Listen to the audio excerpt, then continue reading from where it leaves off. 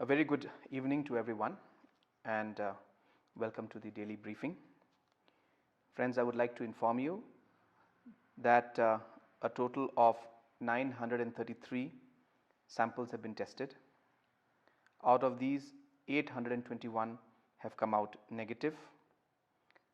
As of now, we have 11 active cases in our state, so that's increased by 1 since yesterday. And total number of test results awaited is 100. I would also like to inform you that we have received 7,500 rapid test kits that have been allotted to the state, and we have immediately started using those also. I would also like to inform you that the condition of the patients who tested positive is stable. Under the Chief Minister's special grant for people who are stranded outside the state, a total of 2,995 people till date have been given the benefit, and the money has been transferred to these beneficiaries, that is 2,995 of them. Friends, I would also like to inform you that the 12th patient, which is the 11th active patient, who had tested positive for COVID-19 on the 20th of April, is a close family friend of the family of the index case. I would also like to inform you that that person is under quarantine, and a rapid antibody test has been conducted today of all the 7 members of the family members of that 12th patient. I would like to inform all of you that the results of the rapid antibody test for all the 7 family members of the person who was tested positive on the 20th, all the results have come out negative.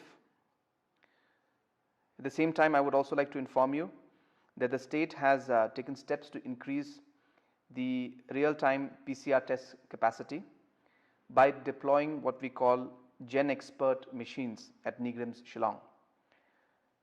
The government is currently waiting for the cartridges, which are due to arrive soon, and this particular installation of these machines would enhance the state's sample testing capacity to 80 more tests per day, in addition to the existing 90 tests at Nigram's.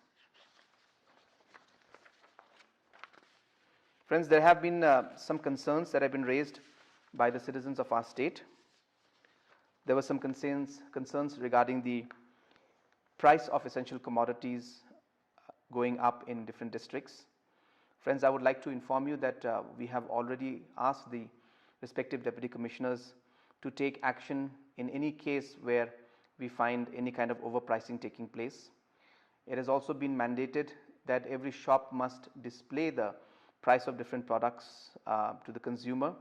And I would like to urge the citizens that if there are any specific cases that come up of overpricing in any part of the state, please inform the deputy commissioners who have been authorized to take immediate steps in order to ensure that there is no overpricing. Friends, there have also been suggestions regarding picking up of vegetables and from various vendors and suppliers and to be given to the public. As you're aware, we have a system called 1917. And that 1917 is a phone number. The system is called iTeams, and this has already been activated, and a large number of amount of vegetables has been bought from the farmers and distributed to different localities, and we are working on enhancing the capacity of iTeams and 1917 overall. Friends, there have also been queries from the public in general asking us about the details of all the patients and their names who have tested positive. Friends, I would like to state here that it would be incorrect on the government's part to give out the names. Here I would like to say that we must respect the privacy of the patients. It is very, very important. But at the same time, I would like to assure you that the government is acting very fast. The department is acting very fast. Immediately as we come to know about the information, contact tracing is being done, and the testings are being done immediately of the primary contacts or the secondary contacts if necessary of patients who are coming out as positive, like it was done yesterday. We immediately contact traced and did a testing, rapid testing of 7 of the family members of the person who was tested positive. Apart from them, friends, I